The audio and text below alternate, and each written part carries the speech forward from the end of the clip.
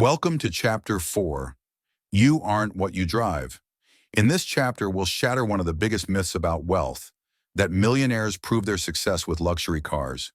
You'll discover why most of them drive modest vehicles, how they resist the trap of chasing status, and what their choices reveal about priorities and freedom. By the end, you'll see that real success isn't parked in the driveway. It's built in the bank. The myth of the millionaire's car.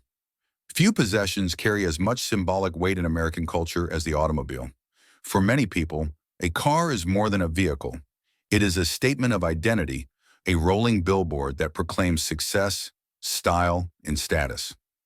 Advertisers know this and pour billions into convincing us that the right car will make us more attractive, more respected, more important. Movies and television reinforce the message with images of the wealthy gliding through cities in luxury sedans or roaring down highways in exotic sports cars. For decades, the cultural script has been the same. If you are rich, you drive rich. But research into the lives of America's millionaires turns this assumption on its head. When Thomas Stanley and William Danko interviewed and surveyed wealthy households, they discovered a startling truth. Most millionaires do not drive luxury cars. In fact, the opposite is often true. The vast majority of them drive ordinary, reliable vehicles: Toyotas, Fords, Hondas, Chevrolets, cars chosen for value, not for flash. While society equates wealth with German engineering or Italian design, millionaires quietly choose practicality over prestige. Why? Because millionaires see cars not as symbols, but as tools. They know that automobiles are some of the worst investments a person can make. From the moment a new luxury car leaves the dealership, it loses thousands of dollars in value. Depreciation, maintenance, insurance, and fuel costs quickly turn the dream machine into a financial drain. Millionaires, disciplined by years of frugality, refuse to pour their hard-earned money into status symbols that sink in value with every mile driven. Instead, they direct that money into assets that grow: stocks, businesses, real estate, retirement accounts. They understand that a car cannot make them wealthier, but an investment can. This mindset is not about deprivation, it is about perspective. Many millionaires could easily afford luxury cars if they wanted them, but they ask themselves a different question than most consumers do. What will this purchase cost me in the long run? A $70,000 luxury sedan today may not seem outrageous to someone earning a high salary, but to a disciplined investor, that same $70,000 invested wisely could double, triple, or even quadruple in value over time. The millionaire's mind calculates opportunity cost, not just sticker price. Contrast this with the behavior of underaccumulators of wealth. These are individuals who earn high incomes but spend aggressively on status symbols, especially cars. They lease luxury vehicles, upgrade frequently, and take pride in the admiration of neighbors and colleagues. Their driveways gleam with the latest models, but their bank accounts often tell another story. While their cars project success, their net worth lags behind. They confuse looking wealthy with being wealthy, and cars are the centerpiece of that illusion. The irony is that car ownership often works in reverse of perception. The person driving the modest 10-year-old sedan may quietly hold millions in investments, while the person behind the wheel of a new Mercedes may be drowning in debt. Yet because we live in a society trained to equate possessions with prosperity, most people assume the flashy car owner is rich. Millionaires take advantage of this cultural blindness. They enjoy the freedom of financial independence while outsiders waste energy trying to impress strangers at red lights. One story from the research illustrates this perfectly. A multimillionaire was asked why he still drove an older pickup truck rather than upgrading to a luxury car. His answer was simple: "My truck runs fine. Why would I trade it in? I'd rather put that money to work." To him, the idea of wasting thousands on a vehicle upgrade made no sense. His focus was on long-term wealth, not short-term image. This attitude was echoed by countless other millionaires who valued utility and reliability above brand names. The myth of the millionaire's car endures because it is glamorous. It's more exciting to imagine the wealthy stepping out of gleaming machines than to picture them climbing out of reliable sedans. But the truth, as the research makes clear, is far less flashy and far more instructive. Millionaires do not waste fortunes trying to prove wealth. They quietly build wealth by avoiding the traps of consumer culture, and cars are one of the biggest traps of all. So the next time you find yourself envying the driver of a luxury car, remember this: the real millionaire may be in the modest vehicle right behind it. Wealth is not parked in the driveway. It is stored in investments, built in habits, and preserved in discipline. The millionaire next door knows this and drives accordingly. The psychology of car buying. When people walk into a car dealership, they aren't just shopping for transportation. They are often shopping for identity. Advertisers understand this and have shaped decades of marketing around the idea that a car defines who you are. A rugged truck signals toughness and independence. A sleek sports car suggests youth, power, and sophistication. A luxury sedan whispers success and class. The message is relentless. Your worth is tied to what you drive. And millions of people eager to prove themselves buy into the story, sometimes literally at the cost of their financial futures. Millionaires, however, resist this psychological trap. They know that self-worth cannot be purchased with chrome and leather. They view cars as depreciating assets, not symbols of identity. When they buy, they look for function first: reliability, fuel efficiency, maintenance costs, and longevity. Their goal is to minimize the financial drain, not to maximize the attention they receive at stoplights. This practical mindset is not always glamorous, but it is one of the cornerstones of their wealth-building philosophy. The psychology of car buying often reveals a deeper truth about how people relate to money. Those who equate possessions with self-esteem are caught in an endless cycle of upgrading. They lease instead of own, trade in perfectly good vehicles for newer ones, and take pride in the brief admiration of others. But the admiration fades quickly, while the financial consequences linger. Monthly payments stretch on for years, insurance premiums climb, and depreciation eats away at value. What started as a moment of pride becomes a long-term burden. For under-accumulators of wealth, cars are often the most visible and costly symptom of financial mismanagement.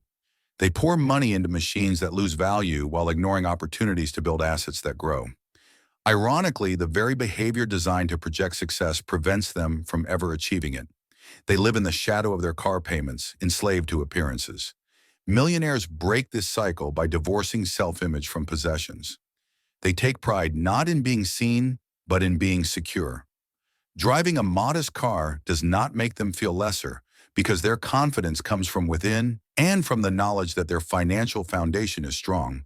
They are not seeking validation at every intersection. They have nothing to prove. This inner strength shields them from the powerful pull of advertising and peer pressure. It is telling that when surveyed, many millionaires reported buying cars only after careful research, sometimes spending months comparing models and waiting for the right deal. They often bought used vehicles rather than new ones, understanding that the sharpest depreciation happens in the first years of ownership. They shopped with discipline, not impulse. For them, patience at the dealership translated into profits in their portfolios. This patient, disciplined approach also reflects how millionaires think about control. They refuse to let a salesman dictate their choices or rush them into decisions. They know the game: the upsells, the financing traps, the emotional manipulation. They enter prepared, often with financing already secured and a clear budget in mind. By controlling the process, they prevent emotions from steering them into debt. The psychological difference is striking. For the average consumer, buying a car is about excitement, image, and emotion. For millionaires, it is about practicality, efficiency, and control. One experience drains wealth, the other protects it. The same showroom, the same vehicles, but two completely different outcomes, because of two completely different mindsets. It's also worth noting that millionaires often hold on to cars longer than most people. Instead of trading in after 3 or 4 years, they drive vehicles for a decade or more, extracting maximum value. They view their cars as workhorses, not showpieces. While others chase the feeling of new, millionaires embrace the satisfaction of paid off.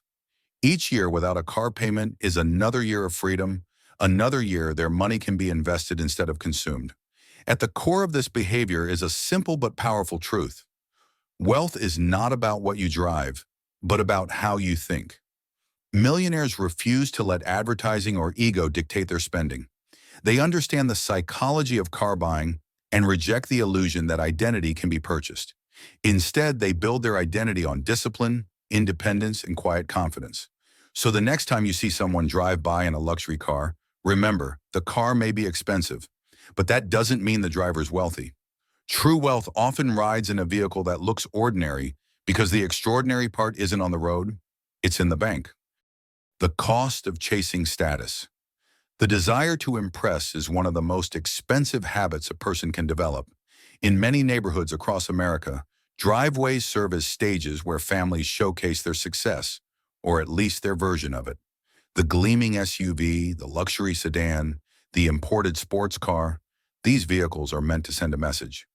We've made it. But while the neighbors may nod in approval, the bank statements often tell another story. Chasing status through cars is not just costly, it is financially crippling. Millionaires know this truth and avoid falling into the trap. They understand that every dollar spent on maintaining an image is a dollar not invested in building independence. They refuse to compete in the silent war of appearances. They don't care if the neighbor has the latest luxury lease. They care if their investments are compounding. For them, status is irrelevant. Freedom is everything. The cost of chasing status goes far beyond the sticker price of a car. Financing adds interest, insurance premiums rise, registration fees climb, and maintenance costs escalate as vehicles become more complex. Luxury cars are particularly punishing. Specialized parts, expensive labor, and higher repair frequency all eat away at wealth. Even something as simple as replacing tires on a high-end vehicle can cost 3 or 4 times what it would on a modest sedan. To the millionaire mindset, this is financial quicksand, money poured into an object that delivers no return. But the true cost is psychological. Chasing status locks people into an endless cycle of comparison. No matter how impressive the purchase, there is always someone with a newer, faster, or more expensive car. Instead of finding satisfaction, status seekers find themselves trapped in constant dissatisfaction, always reaching for the next upgrade. This cycle drains not just wallets but also peace of mind. Millionaires sidestep this entire game by refusing to play it. A powerful example comes from a study participant who lived in a wealthy community but drove an older model domestic car. Neighbors teased him, assuming he couldn't afford something nicer. What they didn't realize was that he had quietly accumulated a net worth in the millions. He laughed off their comments, saying, "I could buy 10 of their cars if I wanted to, but why would I?" His wealth gave him confidence that no brand logo could provide. He didn't need validation from his driveway. Under-accumulators of wealth, however, often buy cars to signal a success they haven't truly achieved. They finance vehicles not with surplus wealth, but with debt, hoping appearances will mask reality. The irony is that this behavior often prevents them from ever reaching true wealth. The money that could be compounding in investments is instead drained away in interest payments and depreciation. They trade tomorrow's freedom for today's applause, and applause fades quickly. Advertising feeds this cycle by glorifying luxury. Commercials rarely mention depreciation or maintenance costs. Instead, they frame vehicles as tickets to admiration, power, and desirability. Millionaires see through this manipulation. They know that a 30-second ad is not worth 30 years of financial strain. Their discipline protects them from the siren song of consumer culture. The cost of chasing status also affects families. Parents who overspend on vehicles often send the wrong message to children, teaching them that possessions equal self-worth. Kids raised in such environments may grow up believing that success is measured by brands, not by balance sheets. Millionaires, on the other hand, model restraint. By driving modest cars, they demonstrate that security matters more than show. Their children inherit not just money, but perspective. Ultimately, the lesson is this: cars can take you places, but they cannot take you to wealth. Chasing status through vehicles is a race with no finish line, a constant pursuit of approval that drains financial resources and peace of mind. Millionaires win by stepping off the track entirely. They invest their money where it grows, not where it depreciates. They let others play the game of appearances while they quietly build independence. So the next time you see a driveway lined with luxury vehicles, remember that you may be looking at financial prisoners, not financial winners. The true millionaire is often the one with the ordinary car and the extraordinary freedom. What cars reveal about priorities? If you want to understand a person's financial habits, look at their driveway. Cars, more than almost any other purchase, reveal priorities. They are visible, emotional, and costly, often the second largest expense in a household after housing. The kind of car someone drives can offer deep insights into how they think about money, how they view themselves, and what they value most. Millionaires, it turns out, reveal their priorities not by flaunting, but by practicing restraint. In countless surveys, the data told the same story. The majority of millionaires drove standard middle-class vehicles. Brands like Ford, Toyota, Honda, and Chevrolet consistently topped the list. These are not glamorous choices, but they are sensible ones. The priority for millionaires was clear: reliability and efficiency. They wanted vehicles that could carry them to work, transport their families, and last for years without draining their resources. Their decisions were rooted in function, not fashion. This practicality reflects a larger truth about their mindset. Millionaires prioritize freedom over display. A luxury car might impress the neighbors, but it also chains the owner to higher payments, higher insurance, and higher maintenance costs. A modest car, by contrast, preserves wealth. Every dollar not tied up in a vehicle is a dollar that can be invested, growing quietly in the background. For millionaires, the choice is simple. Prioritize long-term independence over short-term admiration, but cars also reveal something about patience. Many millionaires hold on to their vehicles for a decade or more, squeezing every mile of value from them. This habit stands in sharp contrast to the average consumer who trades in cars frequently, often long before it's necessary. The millionaire's priority is clear. They would rather keep a dependable, paid-off car than fall into the trap of perpetual payments. This patience not only saves money but also reflects a broader ability to delay gratification, a hallmark of wealth builders. Contrast this with under-accumulators of wealth. Their driveways often showcase the latest models, upgraded every few years. To outsiders, this suggests prosperity, but to the financially disciplined, it signals misplaced priorities. Each upgrade drains wealth and signals a focus on image rather than substance. The driveway may shine, but the retirement accounts often do not. Their cars reveal that status is more important to them than security. What millionaires also reveal through their cars is confidence. Driving a modest vehicle requires a level of self-assurance. It means being willing to stand apart from the culture of showmanship, to accept that others may misjudge your financial standing. But millionaires don't need external validation. Their confidence comes from their independence, not from their possessions. Their priorities are inwardly focused, on stability, on family, on future freedom, rather than outwardly displayed. The data even showed generational lessons in these choices. Children raised in millionaire households often learned that cars were tools, not trophies. Seeing their parents drive practical vehicles shaped their own perspectives, teaching them to prioritize value over vanity. In this way, the cars in the driveway became more than transportation. They became teaching tools, silent lessons in financial discipline passed down across generations. Another revealing point is how millionaires approach the car buying process itself. They prioritize preparation. Many go into dealerships armed with research, budgets, and financing options already in place. They refuse to be manipulated by upsells or pressured into impulse decisions. Their priority is securing a fair deal, not walking away with a status symbol. This careful approach mirrors the way they handle all financial decisions, with discipline, patience, and foresight. Ultimately, the kind of car you drive says less about your wealth than about your priorities. Millionaires demonstrate that priorities built on security, freedom, and discipline lead to lasting success. Under-accumulators demonstrate that priorities built on image, status, and impulse lead to financial strain. The driveway becomes a mirror of the mind, reflecting what each household values most. So the next time you walk through a parking lot or glance at the cars lining a suburban street, remember, you are not just looking at vehicles. You are looking at choices. You are looking at priorities. And often, the person with the plain sedan is the one who has chosen freedom. while the person with the luxury badge may be struggling silently to keep up the illusion. The freedom of driving modestly.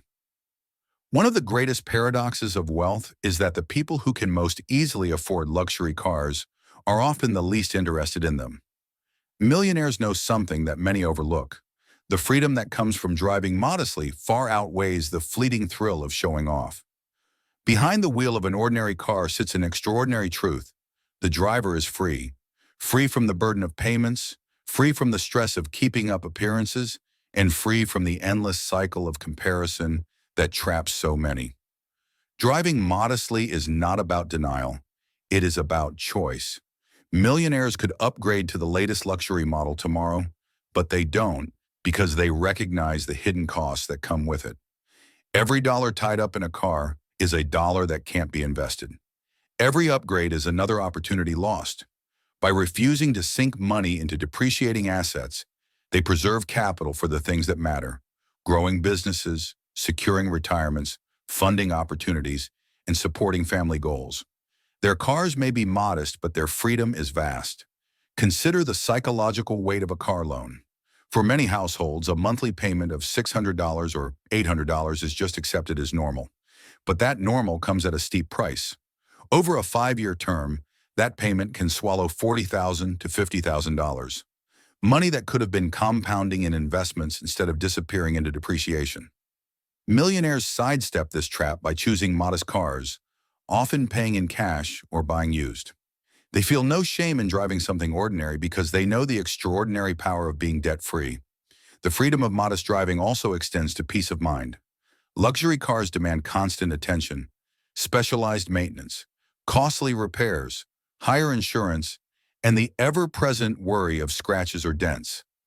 Owners often find themselves protecting their vehicles rather than enjoying them, afraid to park in crowded lots or drive in bad weather. Millionaires, by contrast, enjoy the freedom of practicality. Their cars are workhorses, not fragile trophies. They can focus on living rather than protecting possessions. There is also freedom from comparison. In many communities, car ownership becomes a silent competition. Neighbors upgrade, friends notice, and suddenly the pressure builds to match or outdo. Millionaires reject this cycle. They don't feel compelled to keep up with the Joneses because they are not playing the same game. Their modest cars send a different message, not of status, but of confidence. They show that true wealth is measured in independence, not in brand logos. This confidence often confuses outsiders. People may assume that the driver of a 10-year-old sedan is struggling financially, while the driver of a new luxury SUV is thriving. In reality, it is often the reverse. The millionaire behind the modest wheel is wealthy precisely because he refuses to waste money proving it. His car is not a reflection of poverty, but of discipline. The luxury driver may be trapped in debt, spending tomorrow's money for today's image. Millionaires know this, and it makes the decision to drive modestly even easier. Children raised in millionaire households absorb this lesson powerfully. They see that their parents prioritize freedom over flash, and they learn that vehicles are tools, not trophies. Instead of equating worth with wheels, they are taught to equate worth with values: discipline, responsibility, and independence. This generational wisdom protects wealth, ensuring it is not squandered on appearances. Of course, some millionaires do indulge in nicer cars once they are secure, but even then they do so sparingly and without obsession. The difference is in proportion. A millionaire with $10 million who buys a $60,000 car is spending less than 1% of his wealth. A middle-income earner with $100,000 in savings who buys the same car is spending 60% of his net worth. The first choice is indulgence within reason. The second is financial recklessness disguised as success. Millionaires understand the difference, and they act accordingly. At its heart, the freedom of driving modestly is about control. Control over money, control over time, and control over life. Millionaires refuse to let car companies, advertisers, or social pressures dictate their choices. They choose vehicles that serve them, not vehicles they must serve. That simple distinction makes all the difference. So when you see a modest car parked in a millionaire's driveway, don't mistake it for lack. It represents abundance. the abundance of freedom, the abundance of discipline, and the abundance of peace that comes from living on your own terms. The millionaire next door knows that modest driving is not a sacrifice. It is a strategy, and one of the most liberating strategies of all. Redefining success beyond the driveway. If there is one lesson to take from millionaire car habits, it is this. Success is not parked in the driveway. Society often measures achievement by visible markers, big houses, designer clothes, shiny cars. But millionaires quietly live by a different definition. They know that true success is measured not by possessions, but by independence. Their cars, modest and practical, are daily reminders that wealth is not about what you drive, but about what drives you. This redefinition of success runs counter to everything consumer culture teaches. From childhood, advertisements equate vehicles with identity. Drive this truck and you're rugged. Drive this sports car and you're youthful. Drive this luxury sedan and you've arrived. For most people, it is difficult to resist this message. Buying an expensive car feels like buying success itself. But millionaires prove the illusion wrong. They separate self-worth from status symbols, and in doing so, they achieve what those chasing symbols rarely do. Lasting financial freedom. Redefining success also changes how millionaires experience life. Instead of working endless hours to pay for cars they don't need, they work toward goals that matter: family stability, financial independence, meaningful experiences, and opportunities to give back. Their modest cars reflect their priorities. They would rather spend time with loved ones than with car dealers, and they would rather see their investments grow than watch their cars depreciate. Success for them is freedom of choice, not freedom to consume. This mindset shift is powerful. Imagine two families earning similar incomes. One buys luxury cars, upgrading every few years, spending tens of thousands on depreciation and interest. The other buys reliable, modest cars and invests the difference. After 20 years, the second family has built a financial cushion while the first family struggles with debt.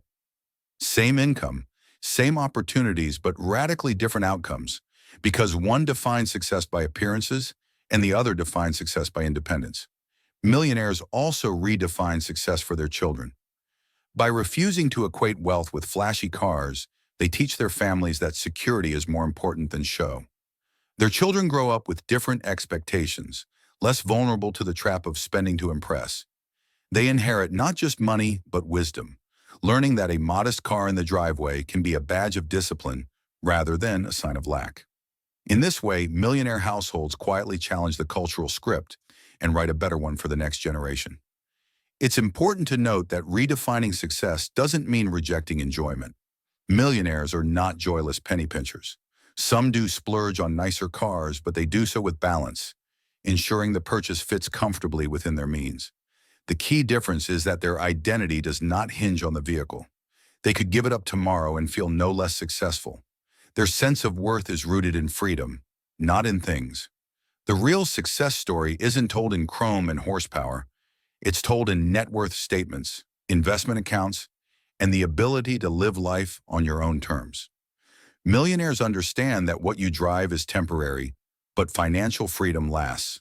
By redefining success beyond the driveway, they free themselves from cultural pressure and open the door to a life that is richer in every way. So the next time you find yourself equating success with cars, pause and reconsider. A true sign of achievement is not the luxury badge on the hood, but the ability to say no to debt, yes to freedom, and yes to choices that align with your values. Success is not about turning heads at stoplights. It's about sleeping soundly at night, knowing your finances are secure. Millionaires know this, and that is why, more often than not, the millionaire next door is the one driving the modest car. That brings us to the end of Chapter 4. You aren't what you drive. In the next chapter, we'll dive into how millionaires raise their children and why teaching discipline is just as important as building wealth. Stay tuned for Chapter 5, Economic Outpatient Care, and don't forget to subscribe so you won't miss it.